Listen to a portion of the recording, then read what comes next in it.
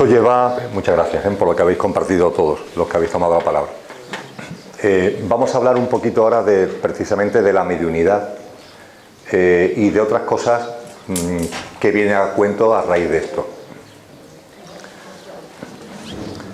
Cuando contactamos con el otro plano, con el ámbito del plano de la vida más allá de la vida, tenemos que ser conscientes de que está el tránsito y el plano de luz, que son realidades distintas, son cosas distintas. En el plano de luz están los desencarnados que han llegado al plano de luz, obviamente, y en el tránsito están los desencarnados que se han quedado ahí y que aún no han llegado al plano de luz, por los motivos que sean, ligados con los ámbitos emocionales y mentales de la forma que ya hemos compartido. Tenemos que tener esa conciencia. Y por tanto, cuando conectamos con esa vida más allá de la vida, no todo es plano de luz, sino que puede haber también formas de vida que se han quedado ahí pilladas, entre comillas. Esa conciencia debemos tenerla. Con relación al plano de luz, en el ámbito de algunas religiones, se habla de ello como si fuera una única cosa. No sé, en el ámbito católico se habla del cielo, pero el plano de luz, dicho de una forma sintética, coloquial y esquemática, tiene distintos niveles. El nivel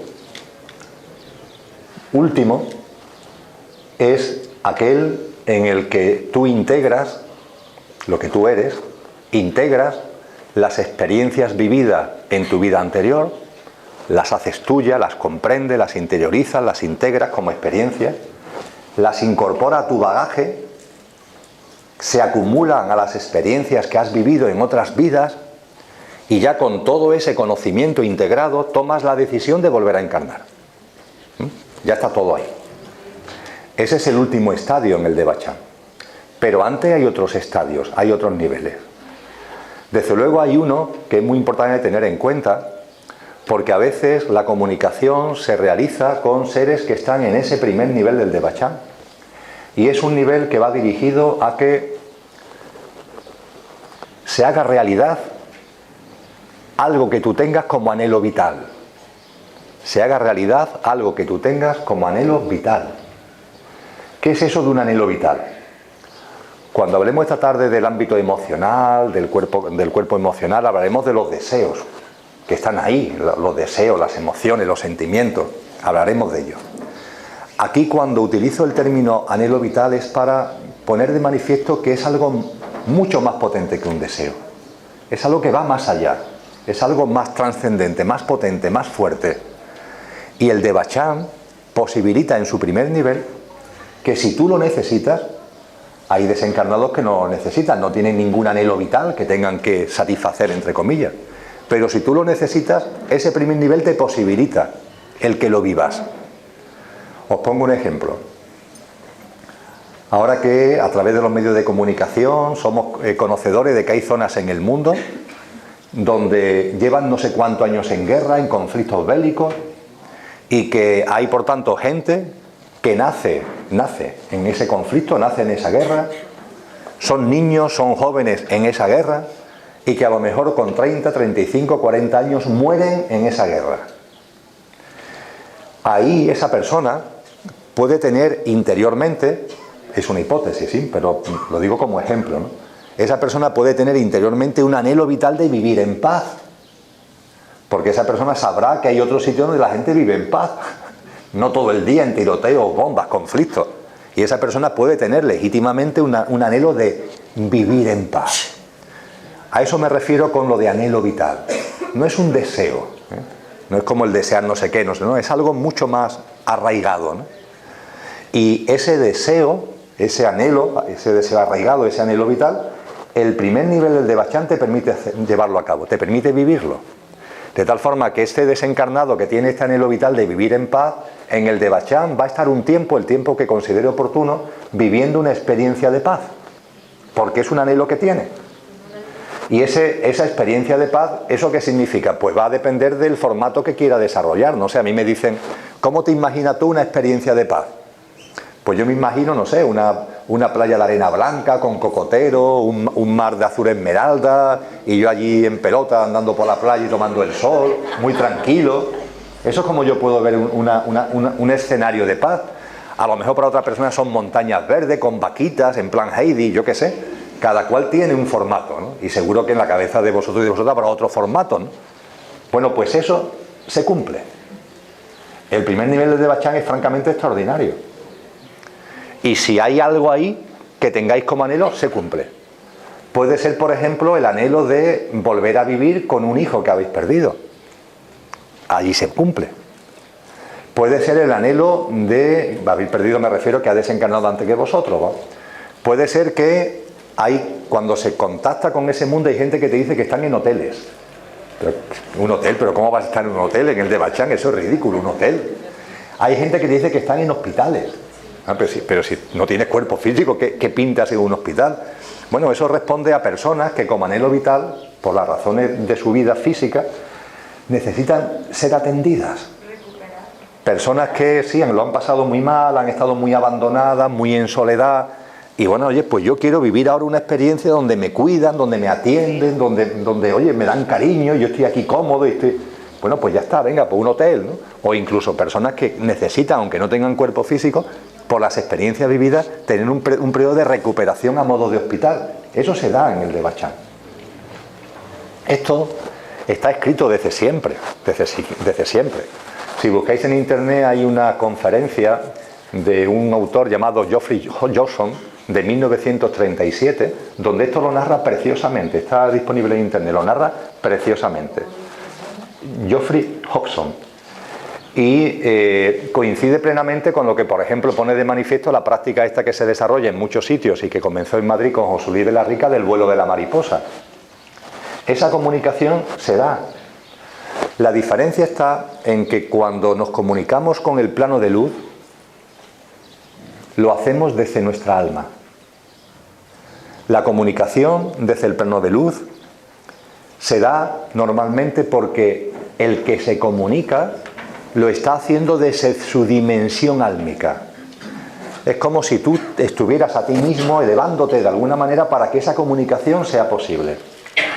Bien, con este mapa que acabo de describir, que seamos conscientes que en la comunicación con el más allá hay comunicación con muchas cosas, o puede haber con muchas cosas.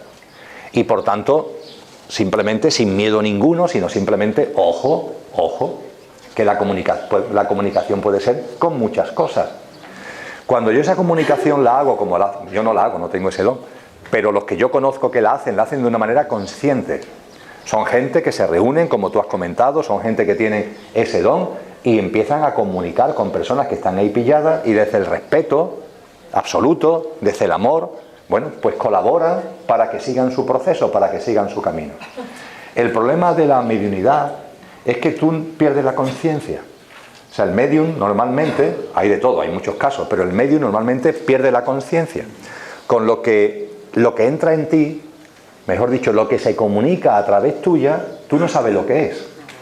No tienes un conocimiento cierto.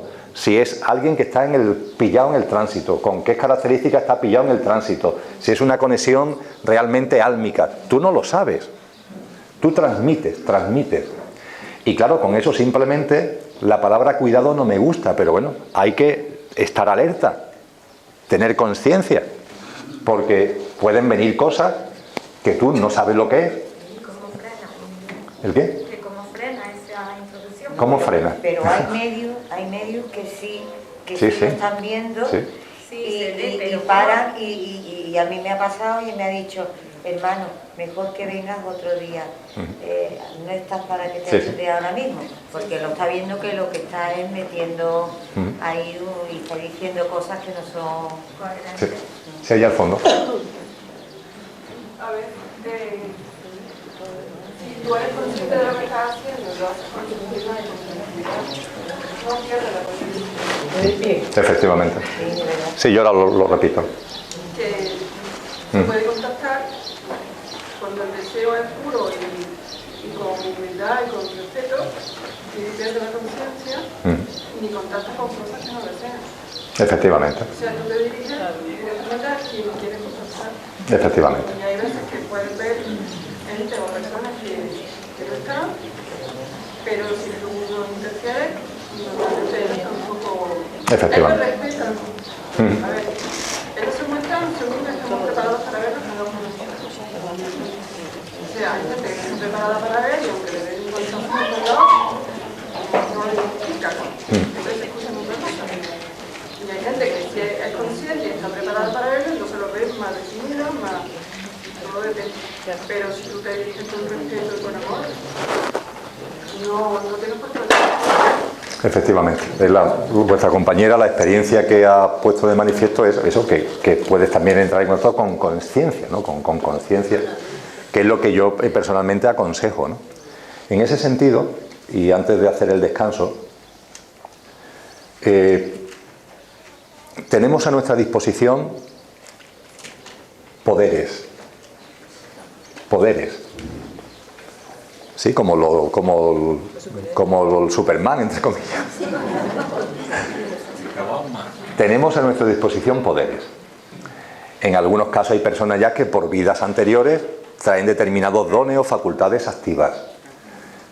Y esos dones, en el lenguaje oriental le llaman siddhis, esos dones van apareciendo acompañando a tu proceso espiritual.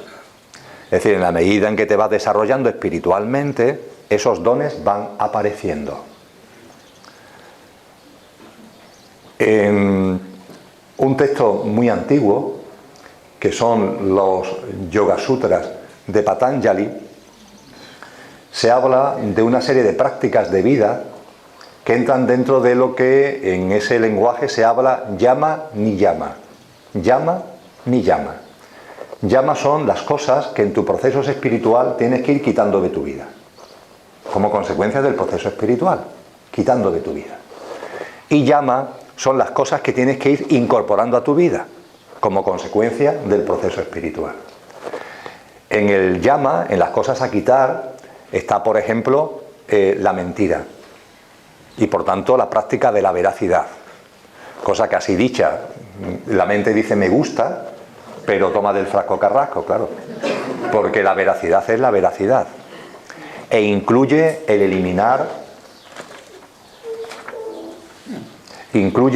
eliminar las mentiras piadosas, por ejemplo. Que la gente, cuando yo hablo de la veracidad, dice, hombre, pero es que la mentira piadosa es necesaria, porque yo lo que intento es no dañar a alguien. Las mentiras piadosas son simplemente un autoengaño que te mete en el mundo de la mentira. Y si practica la veracidad, practica la veracidad. Ya está. Y además hay una cosa muy bella que es el silencio. Dice, es que le tengo que decir que no, pero no le quiero decir que no porque me cae mal. Entonces me invento que es que he quedado con alguien. Y eso está bien porque no le estoy haciendo daño. Pues no, lo siento mucho, pero no. Porque no estás cumpliendo algo que espiritualmente hay un momento determinado que todos lo vamos a hacer, que es la veracidad. Y hay algo tan simple como decir, no, es que no tenemos que dar tantas explicaciones. ¿Qué necesidad de justificarnos tanto? ¿Quedamos? No. Ya está. No tienes que dar más explicaciones, no. No tienes por qué dar una excusa falsa. Si no quieres decir que es que me caen mal, pues guarda silencio y dices no, y ya está. Bien, en la práctica he sacado esto a colación hablando de los siddhis. En la medida en que tú vas incorporando prácticas de quitar de tu vida una serie de cosas, por ejemplo, el no daño, quitar el daño a otros seres vivos que hablábamos ayer, quitarlo de tu vida, ¿no? La incorporación de cosas, pues por ejemplo, la felicidad incausada es uno de los temas fundamentales del niyama. Ellos lo llaman el contento, ¿no? Hallar el contento, pero no fuera, sino en ti, por el hecho de lo que tú eres, por tu propia vida, ¿no? Bien, en ese ámbito, en el yama hay otro elemento que es la no codicia. La no codicia. Viene a ser un poco como el mandamiento cristiano de no robar, pero claro, es más... La codicia es más amplia, ¿no? No solamente es que no le quite a alguien un reloj, no, es que no codicies. Y dice literalmente esos sutras que se tienen constancia, que ya se transmitían, fueron escritos ya en el siglo II o III después de Cristo, fueron pasados a papel, fueron escritos en texto, mejor dicho. pero se tiene constancia de que ya venían trasladándose oralmente 3 o 4 siglos antes de Cristo. Y dicen esos sutras que cuando la codicia desaparece de tu vida, pero de verdad, claro, llega a ti el recuerdo de vidas pasadas,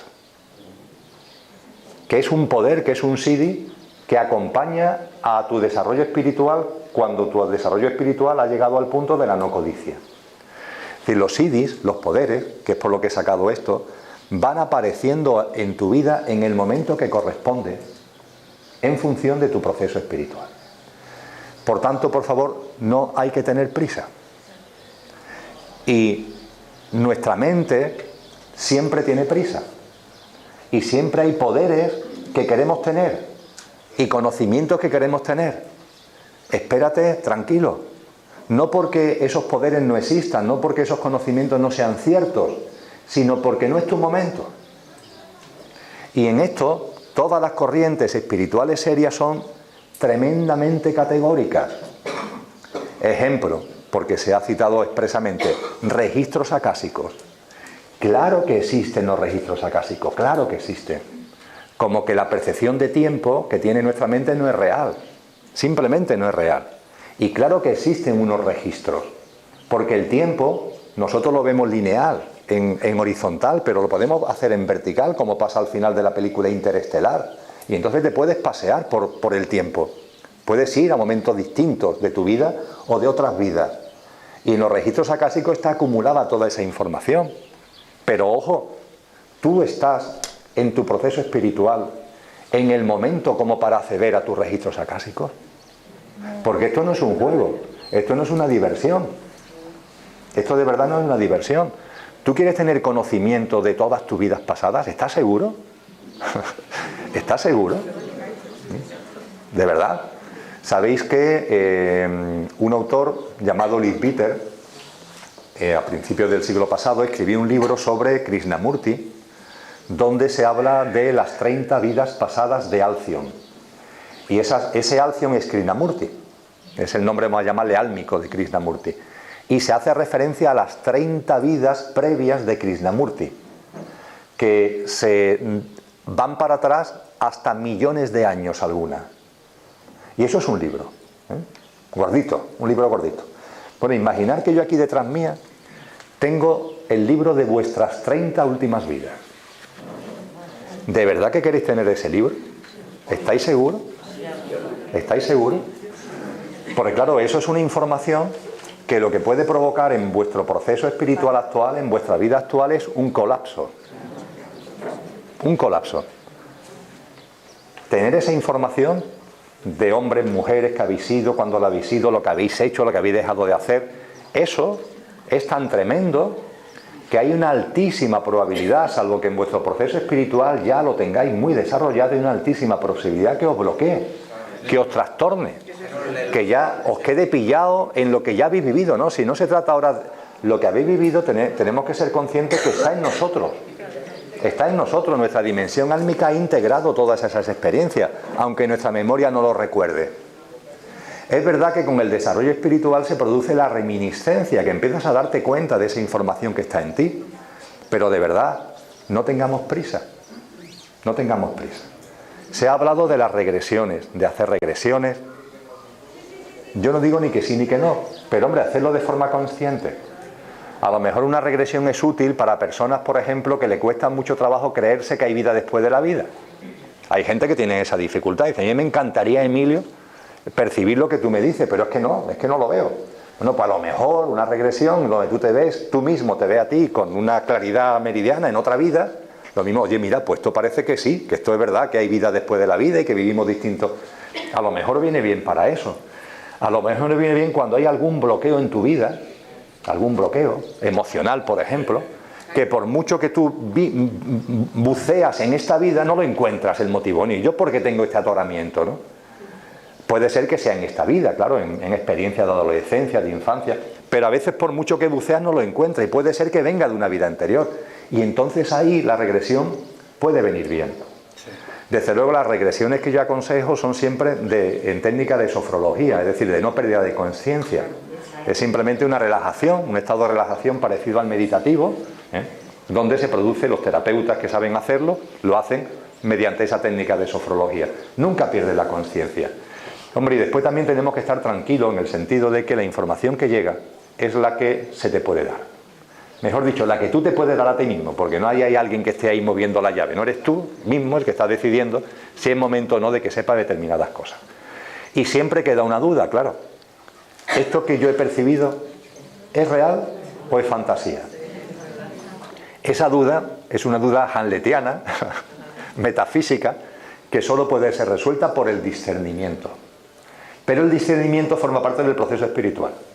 O sea, el discernimiento llega en un momento concreto del proceso espiritual del que hablaremos esta tarde, que tiene que ver con el desarrollo de la mente abstracta. Lo hablaremos esta tarde.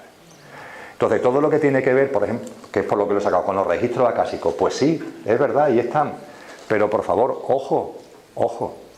Está dicho literalmente en textos muy antiguos que existen, se sabe desde siempre. Y siempre, siempre, los maestros, las maestras que han hablado de ello siempre han dicho lo mismo. Ojo, ojo, esto no es un juego.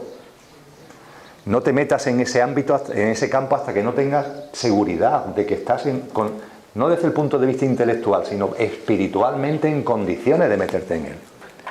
Os pongo otro ejemplo, la Kundalini, la energía Kundalini. Claro que existe la energía Kundalini, claro que existe. También está descrita la serpiente ígnea, decían los antiguos. Está descrita desde siempre. Pero ojo, ojo, porque sin un desarrollo espiritual adecuado, el despertar y el movimiento de esa serpiente ígnea puede tener en ti implicaciones físicas tremendas. Impactos físicos muy dolorosos y muy nocivos. Esto no es un juego. Esto no es un juego. ¿Qué es lo que nos encontramos? Bueno, que como hay tanta efervescencia, que también hay que darle la bienvenida, pero en fin, como hay tanta efervescencia conciencial, tanta gente, ¿no?, que estamos buscando, que estamos...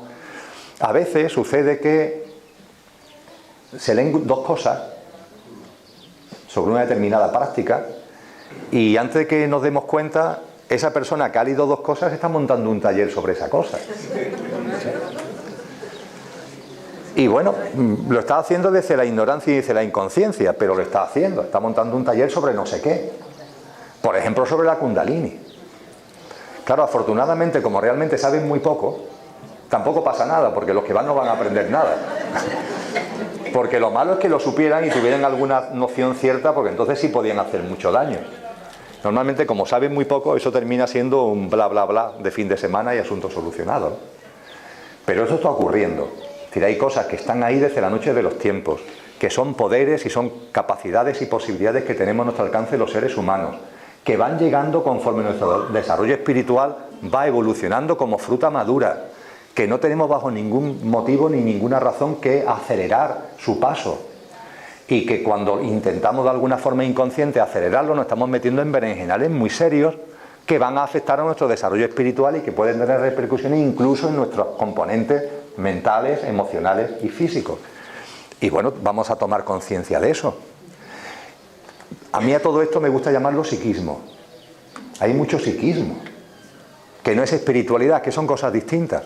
El camino espiritual es el camino espiritual. Y el psiquismo es otra cosa, es un totum revolutum, es un lío. Y además, como sabéis también como yo, el psiquismo suele ir ligado al negocio. Ojo que, por supuesto que cualquier persona está en su derecho, de, por un don que tenga, por una facultad terapéutica o lo que sea, de cobrar una cantidad de dinero. Yo no digo lo contrario. Pero todos sabemos que hay mucho abuso, lo sabemos perfectamente. Y que hay talleres de no sé qué, de 200 euros por persona a la semana, o yo qué. Y cosas que son muy raras. Y el mundo del negocio, el mundo del psiquismo se están dando ahí la mano y están originando mucho desconcierto. Porque hay mucha gente que honestamente está buscando. Y por tanto le llegan cosas, dice, pues me apunto, pues me apunto, pues me apunto. Y finalmente se queman. Es que terminan quemados o quemadas. Porque no encuentran lo que quieren, le está costando un dineral antes de que se dan cuenta, y tiempo. En fin, lo hablo de corazón, simplemente para que tomemos conciencia, no por otro motivo.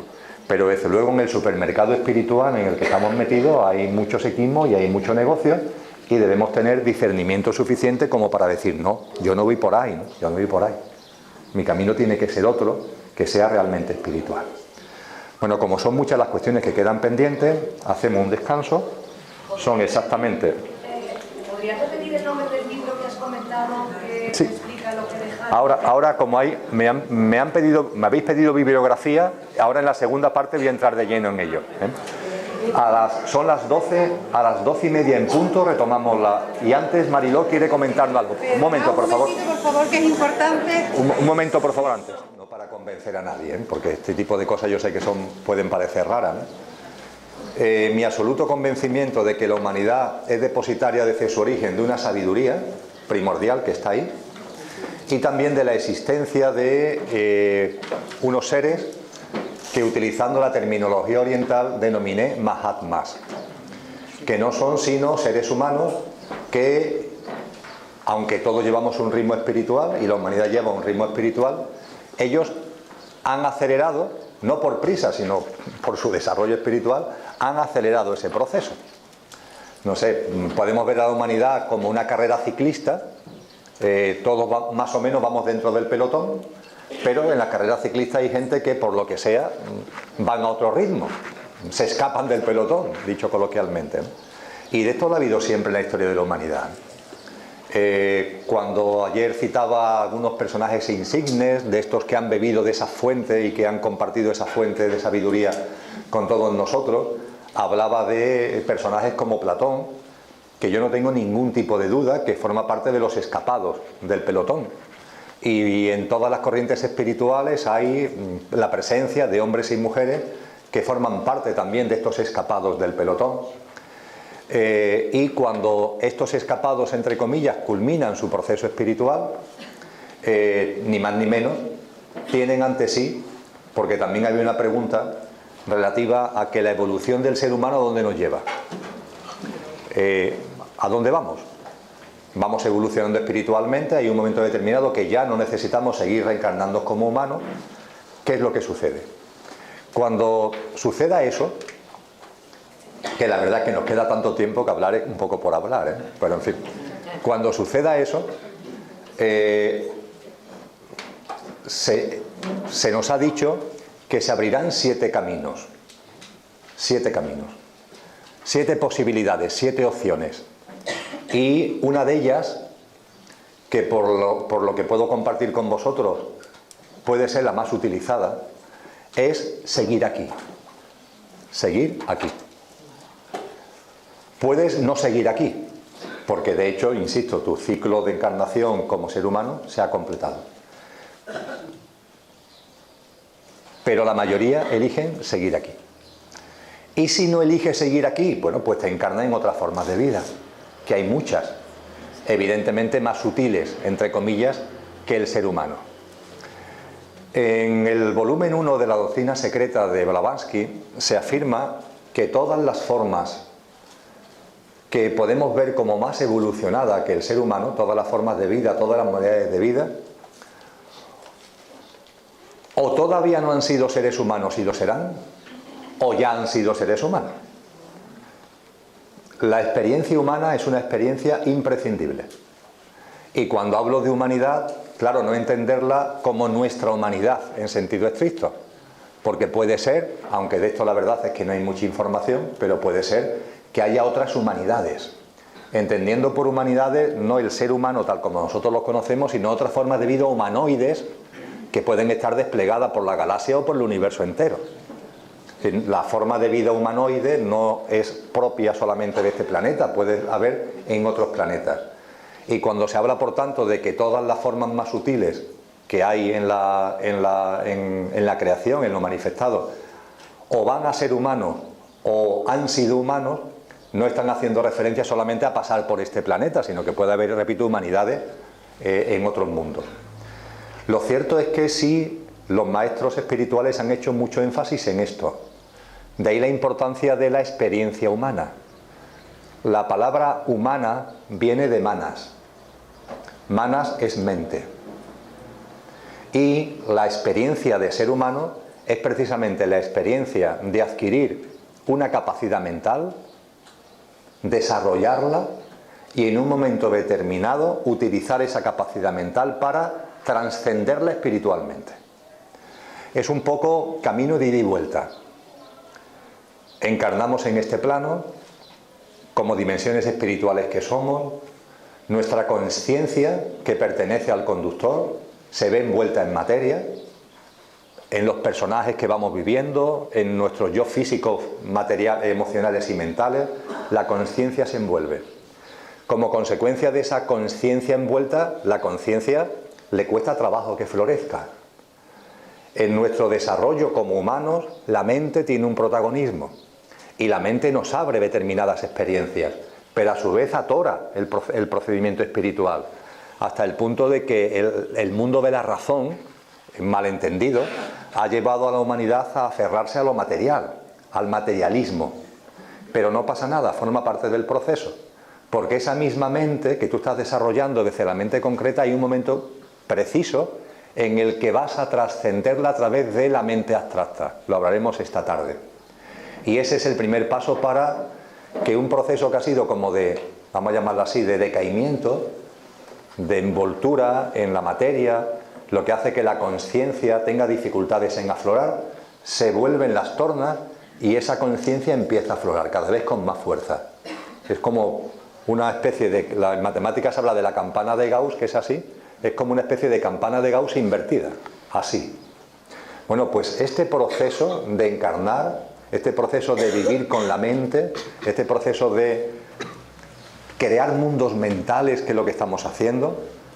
Cada día la ciencia es más consciente de la relación que hay entre materia y mente, y cómo la materia, tal como la vemos, no deja de ser sino una especie de proyección o un aspecto de la mente, porque es la mente la que le da forma a lo que realmente no tiene forma. Esto parece que es ineludible en el proceso espiritual de las mónadas, de lo que realmente somos. Y todas las mónadas tienen que pasar por aquí. Y por tanto todos los seres que hay en el universo, que nosotros podemos considerar sutiles, yo que sé, con el nombre que queramos darle, arcángeles, ángeles, yo que sé, lo que cada uno quiera denominar o pensar, o han sido o van a ser seres humanos, en cuanto que por esta encarnación hay que pasar. Y aquí estamos nosotros. Aquí estamos nosotros después de un recorrido larguísimo. Llevamos mucho tiempo encarnando. No quiero meter demasiado lío en la cabeza, ni mucho menos. Pero la cadena terrestre tuvo antes un prolegómeno muy largo en la cadena lunar. Lunar. Todos hemos estado encarnados con formas de vida en la luna. Si nuestras mónadas, la vuestra y la mía, en su configuración, tal como la tenemos actualmente, antes hemos pasado todos por la luna. Esto en los textos antiguos está muy descrito. Y se habla de la cadena lunar y se habla de la cadena terrestre. Y se habla además de cómo la vida, en un momento concreto, se transfiere de la luna a la tierra. Y cómo la tierra es una especie de hija espiritual de la luna.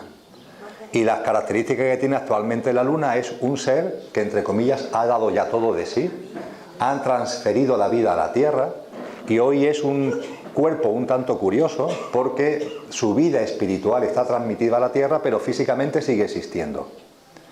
Sin ánimo peyorativo, sino descriptivo, es una especie de zombie. Está muerto pero sigue ahí, está muerta pero sigue ahí. Pero que seamos conscientes que es verdad que desde el punto de vista astronómico, la luna es un satélite de la Tierra. ¿Por qué? Porque gira en torno a la Tierra. Está atraída por la fuerza de gravedad de la Tierra, que es mayor. Pero la luna es un satélite de la Tierra solo en ese sentido. En lo demás, es la Tierra la que depende de la luna. En la cadena evolutiva es así. Y hoy todavía tenemos manifestaciones de eso. La Tierra no afecta a la luna más allá de que por la gravedad, repito, la luna da vueltas en torno a la Tierra, pero por lo demás, quien está afectada por la luna es la Tierra. El ciclo biológico de la mujer está afectado por la luna, pongamos por caso. O las mareas están afectadas por la luna, pongamos por caso. Nuestros estados energéticos, hay personas más sensibles y menos sensibles, están afectados por los ciclos lunares. No es lo mismo vivir una noche de luna nueva que una noche de luna llena. Esa energía es una energía distinta y eso se percibe más o menos y es una realidad. No me quiero desviar del asunto. La encarnación humana el adquirir una forma física donde la mente tiene un protagonismo hasta el punto de que te puedes quedar totalmente pillada en ella, no pasa nada, ya llegará el momento de trascenderla, forma parte de la cadena evolutiva. Y nosotros, cuando trascendemos a la mente, empezamos ya a utilizar la mente abstracta, volveré, ya insisto, esta tarde lo veremos, que forma parte de nuestro desarrollo espiritual. De hecho, es el momento actual de la humanidad.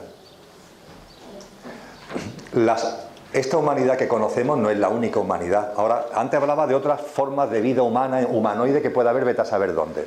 Ahora hablo de la vida humana aquí, en el planeta Tierra. La vida humana en el planeta Tierra, esta humanidad no es la primera que ha existido. Ha existido otras. La Atlántida no es una quimera, la Atlántida es verdad. Lemuria no es una quimera, Lemuria es verdad. Los hiperbóreos no son una quimera, son una realidad. Los denominados sin mente, que fue la primera humanidad, no es una quimera, es una realidad. Ha habido distintas humanidades previas a esta. En textos antiguos se nos habla de cinco razas, que es como se le denomina, 5 razas humanas, 5 humanidades consecutivas. La nuestra es la quinta. Y quedan 2 más. Pues bien, cada raza, cada una de ellas, tiene espiritualmente, forma parte del proceso, tiene algo que aportar. Cada raza. No es por tanto casual que haya 7 o que tenga que haber 7, porque cada una lo que hace es desarrollar un aspecto de nuestra constitución sextenaria. Esta quinta raza tiene como misión, entre comillas, empezar a utilizar la mente abstracta. Hemos desarrollado la mente concreta y ahora ha llegado el momento de desarrollar la mente abstracta. Ese es el punto en el que está la humanidad actual. Si alguien viniera desde fuera y describiera lo que está pasando en la humanidad, hablaría que somos una serie de mónadas, que estamos encarnadas en unas formas físicas, mentales y emocionales, que en su proceso evolutivo están pasando de utilizar la mente concreta, que la hemos utilizado mucho, ahí están los avances científicos, los avances de la razón, los avances intelectuales, y ha llegado el momento en el que empecemos a desarrollar otro componente de la mente, que es la que nos permite acceder a esa sabiduría, a esas cuestiones trascendentes que están ahí, pero que al estar muy pillados por la mente concreta, por la mente que utilizamos para el sota, caballo y rey de todos los días, aún no ha despegado. Estamos en ese proceso de despegue. Aunque siempre ha habido personas que, esos escapados del pelotón, esto lo han hecho antes. Cuando lo han hecho, decía que cuando se completa nuestro desarrollo espiritual se abren 7 vías. Hay 6 que tienen que ver con encarnaciones en mundos sutiles y hay una que tiene que ver con quedarse aquí. A estos que se quedan aquí es a lo que se conoce como Mahatmas. Han completado su desarrollo espiritual, pero no se van. ¿Puede ser que un Mahatma sea Buda? Puede ser. ¿Puede ser que un Mahatma sea Jesús de Nazaret? Puede ser. Se habla de Kutumi, se habla de Muria, se habla de Hilarión, se habla alguno de Saint Germain. Yo no lo sé, no puedo dar una relación de Mahatma, no lo sé. Lo que sí sé es que hay seres humanos que como tal han completado su proceso espiritual y que han optado seguir aquí. Seguir aquí encarnados o sin encarnar. En estos momentos, por lo que yo puedo compartir, no se sabe si hay algún Mahatma encarnado. No se sabe. No hay, por tanto, información de que haya alguno encarnado. Sí se sabe que en el siglo XIX hubo algunos encarnados. Por ejemplo, a Kutumi se le vio en la Exposición Universal de Londres del siglo pasado. Y es uno de estos Mahatmas. Hoy día no hay constancia de que estén encarnados físicamente, pero están aquí. Aunque no estén encarnados físicamente, siguen con nosotros. El tema de los Mahatmas es un tema que también viene de la noche de los tiempos. Se sabe acerca de su existencia desde la noche de los tiempos. Y se sabe que además los Mahatmas entran en contacto con nosotros.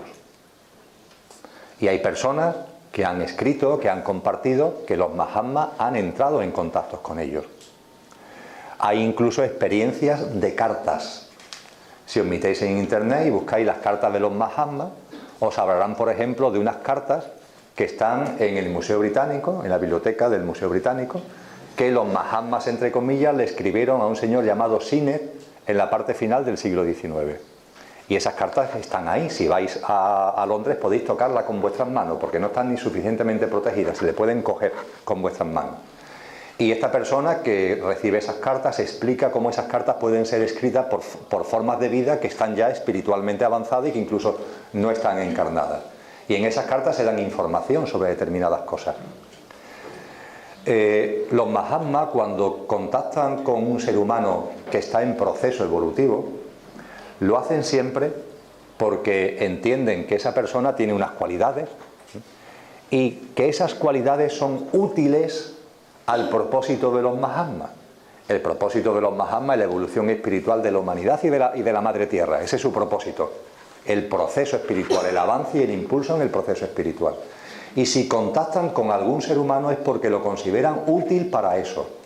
Y siempre, siempre, siempre para pedirle un servicio. Siempre. Nunca para hacerle un favor. ¿Se entiende la diferencia? Con lo que a mí me gusta decir que cuando se habla de los Mahatmas que entran en contacto con ser humano, dice la mente, para mí me encantaría. Me gusta, ¿no? Bueno, ojo, porque desde luego no van a conectar contigo para darte algo, para regalarte algo, o para conseguir, o para que tú puedas conseguir algo que tú quieres, bajo ningún concepto. Van a contactar contigo para pedirte un servicio.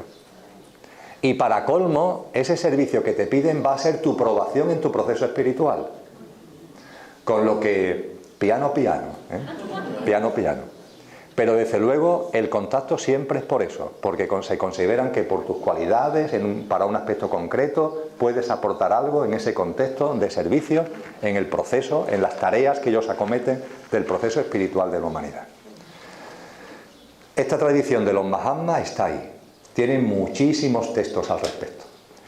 En el año 1934 hubo un señor, al que tengo el mayor respeto, llamado Guy Ballard. Y Guy Ballard habla de que hay un Mahatma que ha entrado en contacto con él. Concretamente habla de Saint Germain y de que ha entrado en contacto con él. Y es Guy Ballard el que pone en marcha el movimiento de los maestros ascendidos. Desde el mayor respeto a Ballard y a todas las personas que se mueven en ese ámbito. Los maestros ascendidos son una tergiversación de la figura de los Mahatmas. Tienen ese telón de fondo, que es cierto, pero lo plantean de un modo que es totalmente equívoco y erróneo, porque plantean el hecho de acercarse a los maestros ascendidos para conseguir tus cosas. Y es que eso es simplemente absurdo. De verdad, pensar que dimensiones espirituales encarnadas en seres humanos que han completado su proceso espiritual, que teniendo otros sitios donde encarnar han optado por seguir aquí entre nosotros, se quedan aquí entre nosotros para que te toque la lotería o para que te vaya bien en tu vida, de verdad, hay que tener la cabeza muy distorsionada. Si están aquí es para que la humanidad evolucione y para que la Madre Tierra evolucione en su proceso espiritual. Y cuando se dirigen a ti no va a ser para darte algo, sino para pedirte que colabores como están haciendo ellos. Es que ellos voluntariamente, no es ninguna renuncia por tanto, lo hacen voluntariamente, pero ellos voluntariamente han renunciado a estar encarnados en planos muy sutiles para seguir aquí. Y a dimensiones espirituales que están haciendo eso, ¿tú esperas que ahora estén aquí para que a ti te vaya bien? No, hombre, no, si conectan contigo es para que tú eches una mano también. Ese es el único objetivo, ¿no? Entonces, todo este lío de los maestros ascendidos surge a partir de los años 30 del pasado siglo, tiene como telón de fondo una gran verdad, que son estos Mahatmas, pero esto ha tenido unas derivaciones que son muy propias de las interpretaciones de las cosas que ha hecho la New Age, todo muy en clave de yo me acerco a lo espiritual, pero para mí. No. En alguna de estas cartas se habla de algo muy bello. Se dice que los seres humanos queremos evolucionar espiritualmente. Yo desde luego quiero, vosotros también. A mí me gusta decir que yo tengo hambre de desarrollo espiritual. Hambre. No es por tanto algo que de vez en cuando se me viene. No, yo tengo hambre. Y me centro en ello y dedico tiempo y dedico atención. Y nos dicen en estas cartas, bueno, pues llegará un momento determinado en el que el desarrollo espiritual ya no lo hagamos porque queramos desarrollarnos, sino porque es lo correcto. Hay una gran diferencia.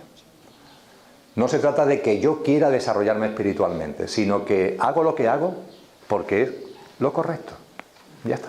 Ya me olvido incluso de mi proceso espiritual, de mi desarrollo espiritual, de no. Vivo de una determinada manera, en armonía, en compasión, en amor, porque es lo correcto. ¿Que eso también implica evolución espiritual? Sí, pero no, yo ya me he desprendido de eso. Ya, esto ya quedó atrás. Lo hago simplemente porque es lo correcto. Porque es la forma natural de vivir en coherencia con nuestra divinidad. Ya está. En coherencia con nuestra dimensión espiritual. Pero bueno, aquí estamos, en el sendero. Y es un sendero enormemente respetable, que cada uno va haciendo a su ritmo. Y todos, en definitiva, nos estamos dando la mano y acompañando cada uno a su ritmo y cada uno a su manera. Y hombre, y entre todo lo que intentaremos es tener las menos confusiones posibles. Y es verdad que en el supermercado espiritual, pues bueno, hay mucha confusión en estos momentos, que también tiene su sentido, porque como todo tiene su sentido, pues también esto lo tendrá. Hay mucha efervescencia, hay muchas puertas abiertas, y bueno, cada uno irá tocando una puerta y después tocará otra, se irá encontrando con una cosa, se irá encontrando con otra. Lo importante finalmente es que nunca perdamos ese hambre. Y ese hambre, desde luego, hay un momento concreto, y eso, por favor, sí que os insisto mucho al respecto, y es que cada uno tiene que indagar por sus propios medios. Que sí, que está bien el venir a un taller, el compartir, pero esto al final es algo que cada uno tiene que hacer. Aquí, por ejemplo, en estas horas van a salir muchos temas, están saliendo muchos temas.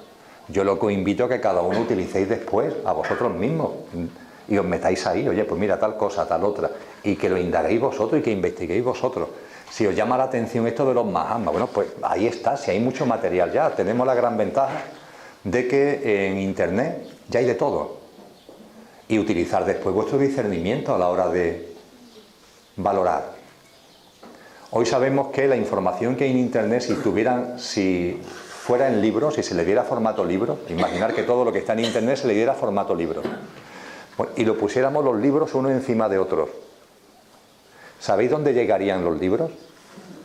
Irían y volverían de la Tierra al Sol y del Sol a la Tierra 4 millones de veces. Es bestial la información que hay y no para de crecer, es algo tremendo. Bueno, pues ahí está ese mundo de información a nuestra disposición. Indagar, con el corazón abierto, con la mente abierta, meteros en todo lo que consideréis que os llama la atención. Y seguro que la vida os va a ir llevando a la fuente de información que en cada momento vais a necesitar. Hacerlo con la mente limpia, con el corazón abierto y las cosas funcionan así. Desde luego, las nuevas tecnologías tienen una repercusión muy importante en el proceso evolutivo de la humanidad. Se hacía una pregunta con relación a la Big Data y con relación a la inteligencia artificial. La tecnología está sirviendo, por ejemplo, para que la ciencia se baje del pedestal. O, como decía alguien aquí, para que la bajen del pedestal. Me da igual, para que la ciencia no siga en el pedestal. Hoy los avances, los descubrimientos científicos y tecnológicos le están permitiendo a la ciencia, lo que decíamos ayer, darse cuenta de que la conciencia está ahí. Darse cuenta de que lo observado no es algo objetivo que esté ahí, sino que tiene que ver con el observador. Darse cuenta de que la materia se caracteriza por su inmaterialidad, por su insustancialidad, y el plantearse cosas nuevas. Todo eso viene de la mano de los descubrimientos y de los avances científicos. Y eso, por supuesto, que está impactando y está impulsando el proceso evolutivo de la humanidad, permitiendo, por ejemplo, que ciencia y espiritualidad se den la mano y dejen de estar a la greña. Es verdad también que hay manifestaciones de esas tecnologías que originan distorsiones. Yo estoy convencido que también tienen su sitio en el proceso espiritual, pero es verdad que originan distorsiones. Se llama Big Data a el almacenamiento y el tratamiento masivo de la información. Hoy día, en las redes sociales, en las redes en general de Internet, se mueve una enorme información. La Big Data es la tecnología dirigida a recopilar esa información, almacenarla y tratarla. Sacar de ahí conclusiones. Claro, los que manejan la Big Data, las conclusiones que quieren sacar son conclusiones que van en su beneficio. No en beneficio de la humanidad, sino en su beneficio. Ellos son conscientes, por ejemplo, de la enorme importancia que tiene en nuestras decisiones el componente emocional.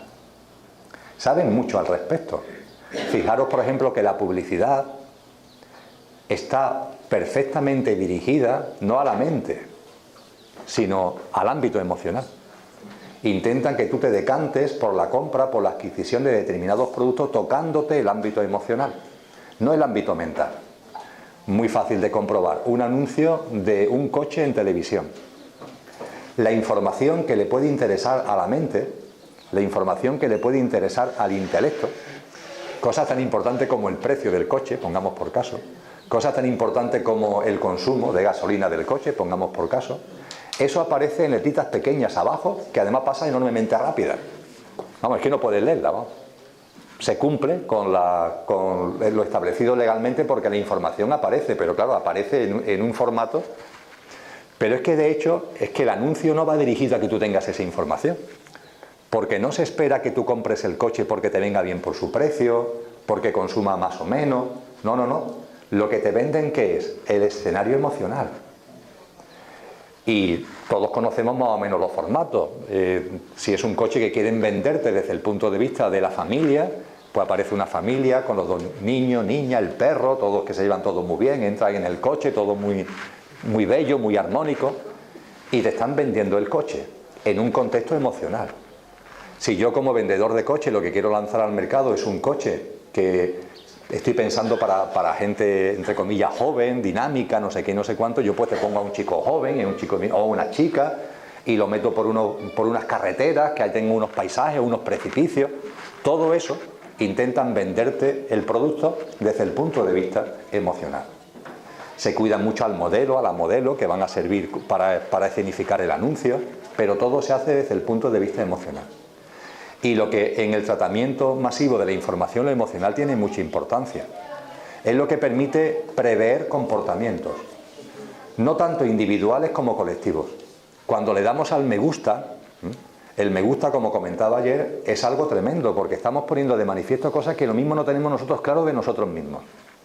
Y que creemos que es una tontería el darle un me gusta o un no me gusta a cualquier cosa que aparece en la red, pero no es ninguna tontería. Ahí estamos mostrando algo de nosotros que, repito, muchas veces nosotros mismos ni tenemos claro. Y después hay gente que recoge ese me gusta y ese no me gusta. No el de Emilio en concreto, sino el colectivo. Y a partir de ahí sacan conclusiones y predicen comportamientos. Hay grandes corporaciones que se dedican a esto. En Estados Unidos hay una corporación que tiene tabulada a toda la población norteamericana en 74 grupos. No 3 clases sociales, sino 74 grupos. Y esos 74 grupos, unos son más numerosos y otros son menos numerosos. Y esa corporación lo hace porque esa información ahora la vende. ¿A quién la vende? Pues desde compañías mercantiles que quieren vender productos a los partidos políticos. El Partido Demócrata y el Partido Republicano le compran. Hillary Clinton y el Donald Trump le compraron la información a esta corporación. Porque a mí, como Hillary Clinton o Donald Trump, ¿qué es lo que me interesa? Yo me interesa saber en qué tramos se concentra la mayoría de la gente, porque ¿dónde están los votos? Los tramos donde haya poca gente no me interesa. Me interesa donde haya mucha gente. Y una vez que sé los tramos donde hay mucha gente, lo que me interesa es tener información sobre esa gente. ¿Cómo puedo llegar emocionalmente a esta gente? Eso es lo que a mí me interesa. No sé, Hillary Clinton, por ejemplo, entendió que para llegar a esa gente había que recuperar el concepto de clase media. Y que había que volver a un tema que se había utilizado hace mucho tiempo, pero que ya había caído un poco en desuso, que es la importancia de la clase media. Y desde el primer mitin que dio, con una campaña perfectamente orquestada, lo dirigió a la recuperación de la clase media, la importancia de la clase media. Eso ligó a la recuperación de Estados Unidos, de su importancia en el mundo, de la importancia de ser americano, y ligó todo su discurso con base en eso. Pero claro, Hillary Clinton no es de la clase media. Ya puede hartarse de hablar de la clase media. Es que no es de la clase media. Es que tiene un patrimonio de 185 millones de dólares. Entonces no es de la clase media. Además, en Estados Unidos se conocen los patrimonios. Y una persona que habla de la clase media, que todo debe ser a favor de la clase media. Bueno, pero tú hablas mucho de la clase media, pero tiene 185 millones de dólares. Esa información de lo que tienes que decir, cómo tienes que enfocarlo, te lo dan. El tratamiento masivo de la información. En esos 74 grupos, los que están, el grupo 74, 73, 72, son desechables, se le llama. Son desechables. Son como si no existieran. Están ya formados por los marginados de la sociedad, por la gente que está fuera del consumo porque no tiene capacidad adquisitiva, que por supuesto cuando se habla de campañas electorales ni se cuenta con ellos, porque son personas que la mayoría, si están censados, ni lo saben, que hace mucho tiempo que están fuera por completo de eso, desde el punto de vista de la marginalidad, como si no existieran. Y cuando nos vamos a los primeros grupos, al 1, al 2 o al 3, no están compuestos de mucha gente, pero son gente con una enorme capacidad adquisitiva. Con lo cual, si yo quiero lanzar al mercado un producto que sé que no va para el gran público, sino a muy poca gente, pero de mucha capacidad adquisitiva, yo a esa corporación, oye, dame información sobre esta gente, ¿no? Y la información que tienen es tremenda, porque se saben que son personas entre 35 y 45 años. La gente con más capacidad adquisitiva en Estados Unidos tiene esa edad, entre 35 y 45 años. Se saben que son personas que viven solas, como mucho en pareja, y un hijo, no más. Por tanto, olvídate de tema de familia, cuando te dirijas a ellos, olvídate de tema de familia, porque es algo que no computan. Se sabe que son personas que antes de irse a su trabajo siempre hacen deporte. Un dato importantísimo. Se levantan y comienzan el día haciendo deporte. Esto es un dato muy importante. Se conoce qué series de televisión son sus preferidas. Y hay 2 series de televisión que son las preferidas de estos segmentos superiores. Con lo cual, si yo quiero meter publicidad, ya sé dónde tengo que meter publicidad, en los intervalos de esa serie. Bueno, todo eso lo da la Big Data. Y por supuesto da mucha capacidad, como decía antes, de predecir comportamientos y da mucha capacidad de manipulación y de influencia, claro. La inteligencia artificial, que lo planteaba también vuestro compañero. La inteligencia artificial no es que vaya a existir, existe ya hoy. La gente invierte en bolsa y hay personas que lo hacen individualmente. Hay programitas informáticos y hay cursos que te dicen, oye, mira, pues a lo mejor sin necesidad de meter mucho dinero, tú vas quitando, vas poniendo, juegas en bolsa. Lo cierto es que hoy el 72% de las operaciones en bolsa en el mundo entero las realizan los ordenadores. No las realizan personas, las realizan ordenadores. A ordenadores que tienen un algoritmo y que están comprando y vendiendo continuamente. En función de los volúmenes de venta y de compra de los valores, ellos están reajustando permanentemente y haciendo operaciones de compra y de venta continuamente. En cuestión de microsegundos pueden estar moviendo auténticas millonadas en operaciones de compra y de venta. Y son algoritmos informáticos. Enfrentarte a esos algoritmos informáticos es imposible. Porque además mueven un volumen económico que hacen que los vaivenes en valores sean tremendos frente a la capacidad de inversión de un individuo, incluso de un grupo inversor de una cierta consistencia. Eso ya es inteligencia artificial. Lo que se plantea hoy es el interrogante si el mundo de las tecnologías que estamos desarrollando como seres humanos, el mundo del tratamiento de la información y sobre todo el mundo de la inteligencia artificial puede generar conciencia. Internet. ¿Se puede constituir una especie de ser vivo con autonomía de la humanidad y con una conciencia propia? Yo la respuesta no la sé. La verdad es que no la sé. La pregunta es muy buena. Que la pregunta tiene fundamento. Hay una novela. Saturno tiene varios satélites. Hay uno de ellos que lamento mucho no acordarme del nombre, porque la novela se llama El Proyecto no sé qué, y este no sé qué es el nombre de esa luna de Saturno. No es Titán, en fin, no me acuerdo. Si me acuerdo durante el transcurso del taller lo comentaré. Es Proyecto no sé qué, que es ese satélite.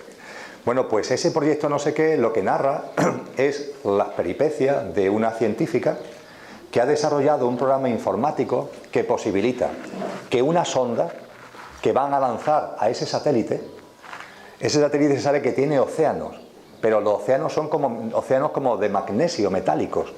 Y el programa informático lo que tiene es que darle a la sonda inteligencia suficiente como para poder reaccionar en un ambiente hostil con autonomía.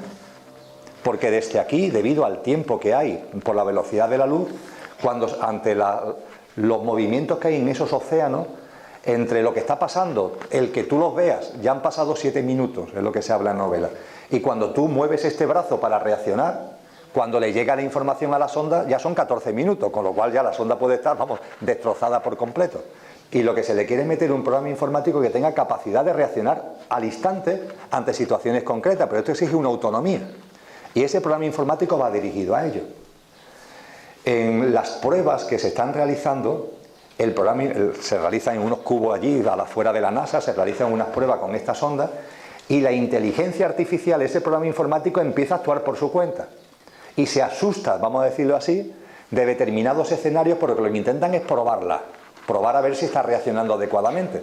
Pero esa inteligencia artificial, ante esas pruebas que le están dando, reacciona con miedo, como para protegerse. Y hay un momento concreto en lo que hace es que se mete en la red, se sale de la sonda y se mete en la red. Y a partir de ahí empieza la novela, porque se sabe que hay un programa informático metido en la red. Y un programa informático que es muy divertida la novela, porque se mezcla la científica, que se le empieza a acusar de haber sido negligente y que ha permitido que haya hay una especie de virus informático metido en la red. Empieza a haber grupos inversores, grupos empresariales que quieren hacerse con ese virus porque se considera que puede tener una acumulación de información. El virus mismo aparece en la novela como un personaje, porque él se va viendo poco a poco a él como algo que vive y nos cuenta cómo va viendo el mundo de Internet. No os cuento el resto de la novela, pero sí os estropeo el final. Porque el final es divertido el final, porque el final es que el presidente de los Estados Unidos va a dar un discurso muy importante por una serie de cosas que están pasando en el planeta, va a dar un discurso muy importante. Y tiene una línea de discurso que le han dibujado sus asesores de lo que tiene que decir, de lo que tiene que dejar de decir. Pero el presidente a su vez tiene una dolencia cardíaca. Y el día antes, como se considera que tiene que estar muy tranquilo, le hacen una especie de ajustes utilizando tecnología cardíaca de primerísima generación, y mira por dónde ese virus, que no es un virus, es un programa informático que anda por la red y que ha ido madurando y ha pasado de querer destruir a la humanidad. Hay un momento determinado que ese programa informático decide destruir a la humanidad, pero posteriormente en su proceso evolutivo se da cuenta que no, que en el ser humano hay grandes valores, lo que pasa es que están como escondidos, ¿no? Entonces lo que empieza a darle vuelta a cómo puede poner en valor esos valores, y finalmente encuentra el medio. Y es que utilizando esa operación cardíaca, donde están utilizando temas de alta tecnología hacia el presidente de Estados Unidos, se mete en él y va a su cerebro. Y eso hace que cuando el presidente de Estados Unidos da ese discurso, se olvide de los papeles y empieza a hablar por su cuenta. Y claro, dicen cosas que son totalmente rompedoras, radicalmente rompedoras, y que marcan un antes y un después en lo que la gente está oyendo en el ámbito político, ¿no? Bueno, y eso lo consigue la inteligencia artificial. Esto evidentemente es una novela, pero el que la conciencia pueda de alguna forma surgir más allá del ser humano es una cuestión que está abierta. En la película Transcendence, dos científicos, son actores de renombre, pero perdonad que no me acuerdo cómo se llama. ¿Cómo? Donnie Depp. Donnie Depp es el que muere. Su mujer, ellos están haciendo investigaciones sobre transferencia de conciencia. ¿Es posible, siempre estamos con el tema de los animales, los pobres monos, ¿es posible a los monos quitarle su conciencia y meterle un ordenador? Y están en eso, y están haciendo avances en eso. Por una serie de circunstancias, Donnie Depp va a morir, muere. Y entonces su mujer lo que hace es un esfuerzo para transferir su conciencia, porque no quiere que muera, que de alguna forma no muera, transferir su conciencia a un ordenador. Y mira por dónde lo consigue. Esa cuestión está ya planteada. Si bicheáis por internet, hay un proyecto que se llama 2045. Y es un proyecto que está financiado por grandes corporaciones y por magnates que están detrás de esas grandes corporaciones, que lo que quieren es no morir. Se llama 2045 porque hay una serie de fases donde la más sencilla es construir un cuerpo humano. Eso se considera que allá por el 2025 no habrá ningún problema. Construir un cuerpo humano que sea irrompible, un cuerpo humano al que se le puedan quitar y poner piezas sin ningún tipo de problema, de tal forma que sea un cuerpo humano que no digo que sea eterno, pero que pueda vivir durante mucho tiempo. Pero claro, ahí solamente se habrá hecho una fase, porque la siguiente fase, vale, yo ya tengo el cuerpo con el que vivir, pero yo ahora cómo me transporto ahí, yo ahora cómo me lanzo ahí, cómo voy ahí. Y esa es la cuestión que tecnológicamente presenta más dificultades. Y por debajo de todo esto, cuando hablamos de conciencia, ¿de qué estamos hablando? Porque posiblemente estemos llamando conciencia a lo que es simplemente mente. La conciencia no es la memoria. La conciencia es otra cosa. La conciencia no tiene que ver con el componente físico, mental y emocional. Tiene que ver con nuestro componente espiritual. Y personalmente creo que eso es intransferible. Que no hay forma de transferirlo. Que no puede ser encapsulado, que no puede ser digitalizado. Eso se mueve en un contexto radicalmente diferente. Pero bueno, en cualquier caso, yo no soy ni mucho menos un experto, pero lo que es cierto es que esto plantea cuestiones enormemente interesantes para ser reflexionadas. Y como hablaremos esta tarde, reflexionar sobre cuestiones como estas u otras, pero que vayan más allá del sota, caballo y rey de la vida cotidiana, es un maravilloso ejercicio. Y no es una pérdida de tiempo. Siempre que un ser humano se plantea cuestiones que van más allá de lo del todos los días, está desplegando esa parte de su mente que es la mente abstracta, que es precisamente lo que nos corresponde ahora como humanidad, lo que os corresponde a vosotros y me corresponde a mí. Ya hemos utilizado suficiente la mente concreta. Ha llegado el momento de que desarrollemos la mente abstracta. La mente concreta la hemos desarrollado hasta el punto de que ha llegado el momento en que la callemos un poco. Porque se nos ha escapado de control, de tanto alimentarla, de tanto potenciarla, se nos ha escapado de control. Ha llegado el momento de acallarla, de aquietarla, de tranquilizarla. Y en paralelo es el momento de impulsar, de expandir a la mente abstracta. Y la espiritualidad, la filosofía y la ciencia ayudan a eso. Sobre ello hablaremos esta tarde. Hablando de cosas extrañas, por decirlo de alguna forma, se me hacía una pregunta directa sobre la experiencia que viví del 5 al 6 de noviembre del año 2010, que efectivamente fue la conexión con una nave extraterrestre. Vamos, digo yo, que sería extraterrestre. Desde luego, las formas de vida que vi allí no eran formas de vida de este planeta. Cuando hablamos de este tipo de cosas, lo primero es no obsesionarnos por esto. ¿Que puede haber otras formas de vida? Claro que puede haber otras formas de vida desplegadas por el universo. En la descripción que hacíamos ayer del universo, ¿vamos a ser nosotros la única especie inteligente? No tiene sentido, ¿no? Es totalmente absurdo.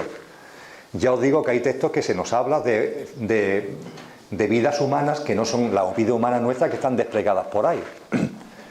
Y que esas formas de vida entren en contacto con este planeta, entra dentro también de la lógica. Lo que sí fue mi experiencia es que éramos 8 personas y los 8 vimos y vivimos cosas distintas. La situación era la misma, la nave era la misma, pero lo que cada uno vivió fue distinto. Lo cual creo que habla mucho acerca de lo que son este tipo de experiencias, que tienen que ver mucho con tu estado de conciencia. Y que las cosas no son objetivas, que lo observado depende del observador. Y que este tipo de razas que puedan existir, cuando entran en contacto con nosotros, las que tienen una evolución espiritual, desde luego no vienen aquí a darnos las cosas comidas, porque eso sería interferir al proceso evolutivo de cada uno y al proceso evolutivo de la humanidad. Tengo un buen amigo, al que más de uno de los que estáis aquí conocéis, que se llama Ignacio de Arnaude. Ignacio de Arnaude Rojas Marco. Ignacio de Arnaude es una persona reconocida en el planeta entero, en el mundo entero, por sus estudios de ufología. Hoy tiene ya 80 años, más de 80 años. ¿Cuántos años tiene, Concha, Ignacio? Pues yo creo que Ignacio es un poco mayor que yo, así que debe tener muchos.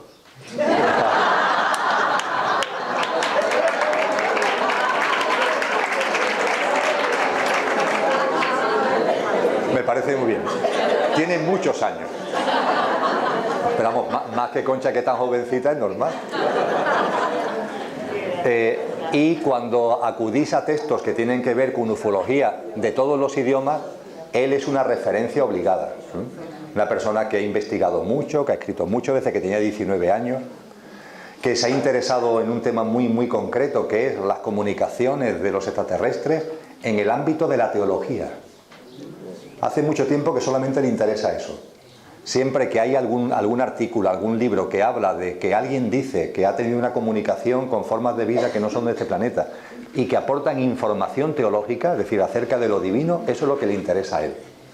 La última charla que dio, la dio en el Círculo Sierpes de Sevilla, creo que fue en el año 2011 o 2012, y tuvo como título La teología alienígena, donde intentó resumir todo eso en una conferencia que fue memorable, desde luego. Es una persona muy singular. Bueno, pues el último libro que ha escrito, a pesar de su edad, tiene muchísima capacidad creativa, tiene como nombre el principio de elusividad. El principio de elusividad. Elusividad. De eludir, elusividad. Y el principio de elusividad es que todas estas formas de vida nunca se muestran. Nunca. Que pueden ser que estén acompañando al proceso humano desde su origen, pero que nunca se muestran. Ni se han mostrado, ni se van a mostrar. Y él además pone una advertencia final en el libro, que si algún día alguna de estas formas de vida se mostrara, que desconfiemos de ella. Porque será señal de que no tienen un proceso espiritual avanzado. Porque los que tienen un proceso espiritual avanzado nunca van a interferir. Si algún día alguna de estas razas interfiere, hay que desconfiar de ella. Porque lo que pondrán de manifiesto es que pueden ser que tengan un gran desarrollo tecnológico, pero no tendrán un gran desarrollo espiritual.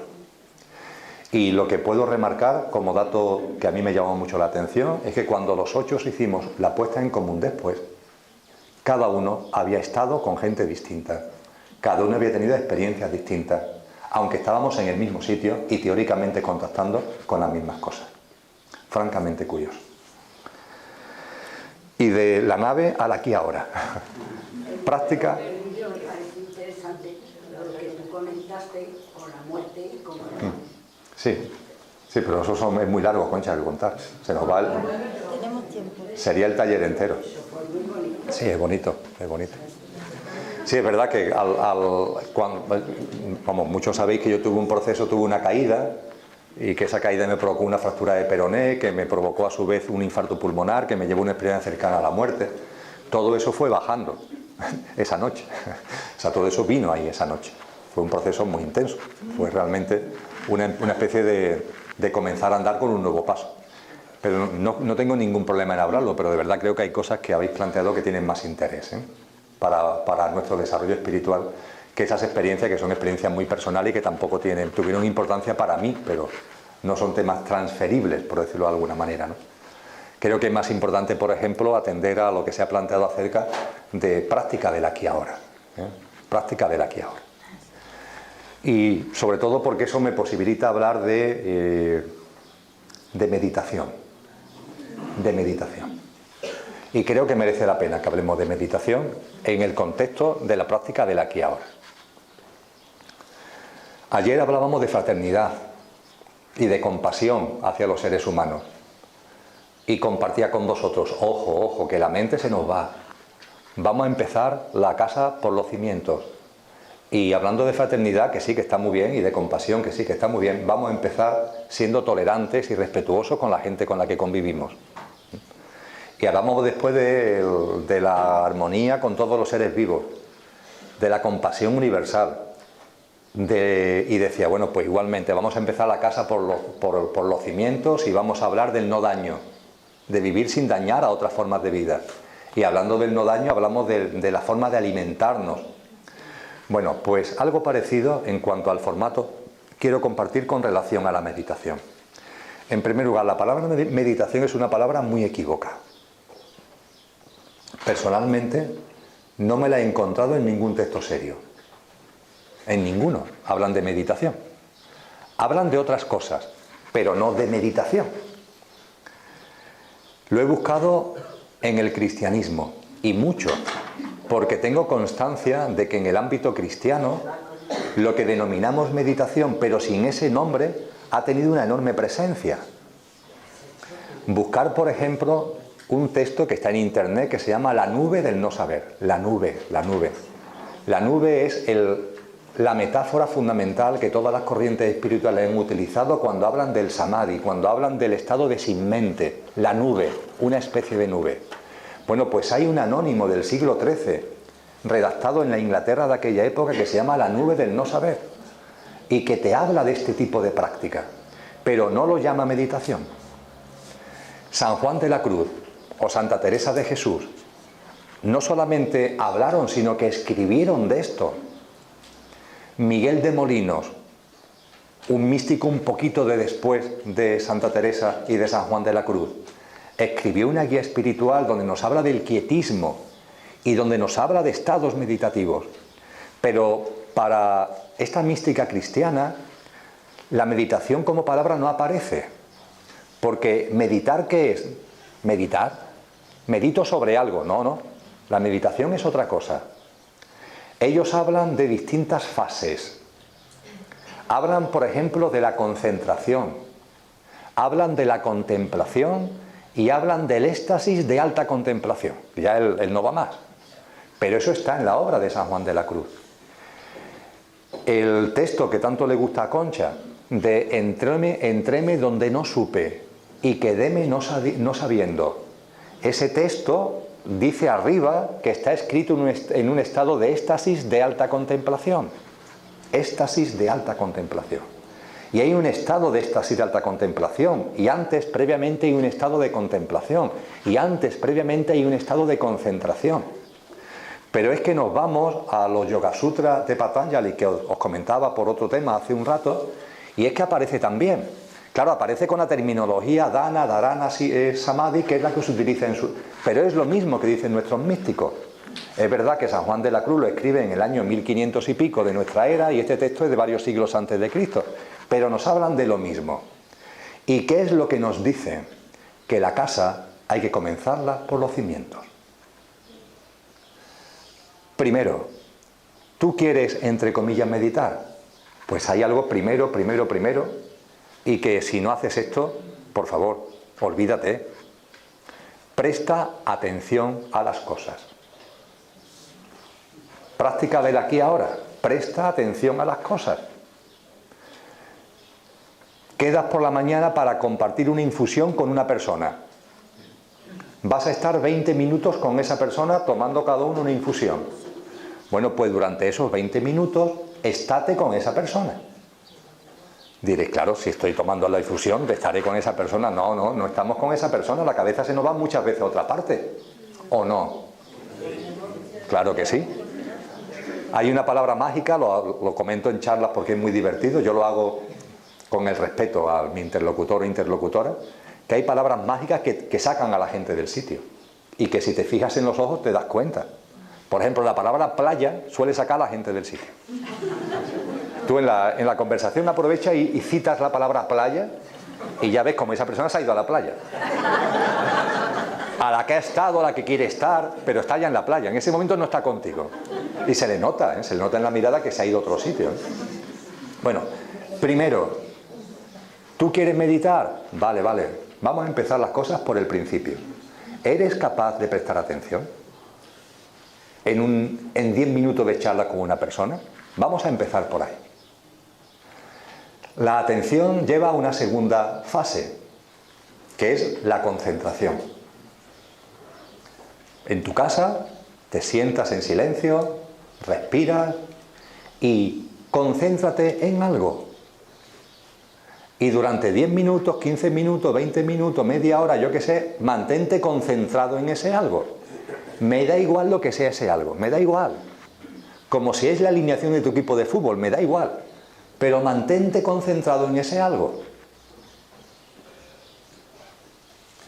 Se llama concentración a la fase en la que te concentras y cuando te das cuenta ya no estás concentrado. Pero no pasa nada, te das cuenta que no estás concentrado y vuelves otra vez a concentrarte.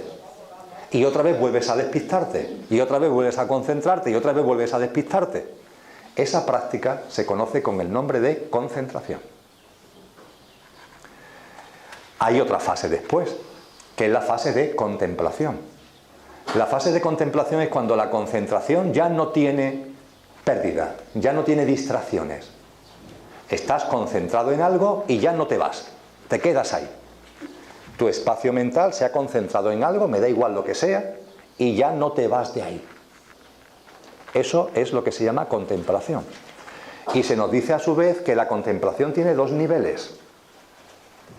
Un nivel, vamos a llamarle inferior, y un nivel superior.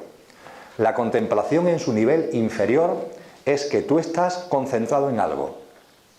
Como estamos en fase de contemplación ya no hay distracciones, estás concentrado en algo, pero te concentras en la superficie del algo, no eres capaz de meterte dentro. Y en cambio, ahora pondré un ejemplo para que se entienda mejor. En cambio, la contemplación de alto nivel es cuando estás concentrado en algo, no hay distracciones, porque estamos hablando de contemplación, no hay distracciones, y estás metiéndote dentro, no te estás quedando en la superficie. Os pongo dos ejemplos. Vamos a suponer que nuestro objeto de concentración es una música. Fijaros qué sencillo. En el equipo de música ponemos un CD. Vamos a suponer que ponemos el cuarto movimiento de la novena de Beethoven, que todos no sabemos, el célebre himno de la alegría, ¿vale? Ya está. Nosotros nos sentamos tranquilamente, ponemos el equipo de música y ahí está sonando el cuarto movimiento de la novena de Beethoven. Y estamos concentrados en ella. Y no se nos va la cabeza a otro sitio, porque entonces no estaríamos en contemplación. Ya somos capaces, hemos llegado ya a un estado evolutivo muy avanzado, por cierto, donde ya tu mente no se nos distrae y está permanentemente centrada en la novena de Beethoven. Bueno, pues esto que comentabas de bajo nivel o alto nivel de contemplación consiste en lo siguiente. Si estando concentrados en la novena de Beethoven la estás interpretando, ahora me explico mejor, si la estás interpretando estás en un bajo nivel de contemplación. Si eres capaz de estar escuchando la novena de Beethoven sin interpretarla, sino simplemente escuchándola, estás en alta contemplación. ¿Qué es eso de interpretarla? No me estoy refiriendo a que te metas tú ahí con el piano, no. Me estoy haciendo referencia a que tu mundo emocional y tu mundo mental no se enganchen. Claro, porque cuando tú escuchas la novena de Beethoven, te viene arriba, ¿no? Bueno, pues si te vienes arriba, puede ser que estés concentrado, pero no estás en alta contemplación, estás en baja contemplación porque estás siendo influido. Tu percepción está siendo influido por tu mundo mental y tu mundo emocional. Esa percepción de subirte te está haciendo que tú realmente no estés escuchando la música, porque la estás interpretando desde las reacciones emocionales y mentales que se están produciendo en ti. En cambio, la alta contemplación consistiría en que no, te estás en la música, ya está. Y ni te parece mejor ni peor, ni bonita ni fea, ni emotiva ni no emotiva, no, estás escuchando la música. ¿Cuántas personas actualmente están en condiciones, entre los 7.500 millones de seres humanos, de escuchar la novena de Beethoven? Escuchar el movimiento entero, que dura unos minutillos, sin desconcentrarse, sin que aparezcan otras cosas en la mente. Y además que lo que escuchen sea realmente la música, sin que su mundo emocional y mental se metan por medio haciendo interpretaciones. Muy pocas personas, muy pocas. Y sin embargo queremos meditar, hablando de estados de sin mente. Primero hay que pasar por todos esos escenarios, porque si no, tú no estás en condiciones de hacer una experiencia de sin mente. Puede ser, por cierto, que esas experiencias las hayas hecho en vidas anteriores, porque hay gente que es verdad que tiene facilidad, pero es porque ya lo ha hecho. Pero para los que no lo hayan hecho es que tienen que hacerlo. Es que esto es como cuando vas al cole, primero está en parvulito, es que esta es la fase. Entonces la cabeza se nos va con esto de la meditación y la gente quiere estar en estado de sin mente. Y esto tiene un recorrido. Primero, atención. Repito, en un compartir un desayuno, hombre, préstale atención a la persona que tiene delante y no te me vayas a la playa. Eso es lo primero, atención. Segundo, concentración. Te concentras en algo, pero te vas, pero vuelves a concentrarte y otra vez te distraes y vuelves a concentrarte. Tercero, contemplación. Ya no hay distracciones, hombre, ya por fin estoy atento a lo que quiero estar atento. Pero ese estar atento a eso tiene dos niveles. Cuando interpretas, porque tu mundo emocional o mental todavía se mete en medio, o cuando no interpretas, en cuyo caso ya estás en una alta contemplación. El otro ejemplo que me gusta poner es, concéntrate en una rosa. Una rosa roja, venga, cierra los ojos, concéntrate en una rosa roja. O cómprala en la floristería y la pones delante y te concentras en la rosa roja. Contemplación, cuando ya estás atento a esa rosa y no te vas a otro sitio. Durante 10 minutos estoy con la rosa y ya está, ahí estoy. La interpretación o no interpretación, mientras que haya en ti cosas que estén diciendo que la rosa es hermosa, es que no has bajado. Te has quedado en la superficie. Porque lo estás interpretando mentalmente. Un sistema de creencia que te lleva a decir que la rosa es hermosa. Cuando bajes de verdad en profundidad, la rosa no es hermosa. Ni no hermosa. La rosa es una rosa. Punto. Entonces sí estarás concentrado en la rosa. Cuando seas capaz de verla como una rosa. Sin nada que diga qué bonita es, que no sé qué, que no sé cuánto. No, no. Y cuando hemos pasado por todas estas fases, que para la mayoría de la gente queda lejísimo esto de la alta contemplación, pero lejísimo, estaremos en condiciones de experienciar lo que en terminología oriental se llama samadhi. ¿Y el samadhi qué es? Pues la desaparición de la autopresencia de la mente. La desaparición de la autopresencia de la mente. La mente está siempre autopresente. Se hace presente ella sola porque da la gana, dicho coloquialmente. Y el estado de samadhi es cuando desaparece, ya está, no hay mente. ¿Es posible llegar al estado de samadhi? Por supuesto que sí. Pero antes tienes que haber pasado por todas estas fases. Y yo, por tanto, lo que comparto de corazón es que no intentemos comenzar la casa por el tejado, sino que comencemos por los cimientos. Y que no tengamos prisa, que vayamos poco a poco, poco a poco. Y puede ser que el proceso, yendo poco a poco, el proceso sea muy rápido. Eso dependerá de las experiencias vividas, de cada uno, de vidas anteriores. Pero las casas no se construyen nunca por el tejado. Y en torno a la meditación hay mucho lío, claro. Y después hay temas que son bastante simples, desde el punto de vista de lo más elemental, de la atención, o de la concentración, es decir, que aparecen distracciones. Darnos cuenta de que nuestro estilo de vida, nuestra forma de vida influye mucho en esto. La gente quiere parar la mente, pero viven a 200 por hora. Y claro, si tú vives a 200 por hora, la mente no se para. Tú vas por la autovía y vas a 200 por hora. Pisas el freno del coche, el coche no se para. Porque el coche necesita un recorrido de frenada, que se llama técnicamente, un recorrido de frenada. Y si vas a 200 por hora, el recorrido de frenada hasta que el coche se para, vamos, es enorme. Y ojo, porque como pisen muy el freno con mucha potencia, lo que va a hacer es volcar el coche, ¿no? Necesita un gran recorrido de frenada. Si vas a 100 por hora, sigues necesitando un recorrido de frenada, pero claro, el recorrido de frenada es mucho menor. Y si vas a 50 por hora, también necesitas un recorrido de frenada, pero el recorrido de frenada es mucho menor. Y hay gente que me dice, Emilio, yo cuando llego a casa ya que he terminado la jornada laboral, incluso a veces ya he cenado, me siento en silencio, me concentro en mí mismo, respiro tranquilamente y venga, y quiero parar mi mente. Y no hay forma. Digo, bueno, claro, pero ¿tú qué has hecho durante el día? ¿Tú crees que de verdad puedes así, ir a 200 por hora durante el día y ahora llegas a tu casa, te sientas y dices, mente, párate, y la mente se para? La mente necesita un recorrido de frenada. Y si vas a 200 por hora o si vas a 100, el recorrido de frenada va mucho más allá de los 20 minutos que tú quieres dedicarle a esto. Necesita mucho más de 20 minutos para que la mente vaya tranquilizándose. Entonces, tener conciencia de que el ritmo de vida influye en este tipo de prácticas, en la atención, en la concentración, en la contemplación, no digamos ya en el estado de samadhi. Esto influye. ¿Tú cómo vives? La alimentación. Esta tarde, cuando hablemos del cuerpo físico, el cuerpo físico, evidentemente el vuestro y el mío, tiene una densidad, pero esa densidad puede ser mayor o menor en función de cómo tú lo construyas.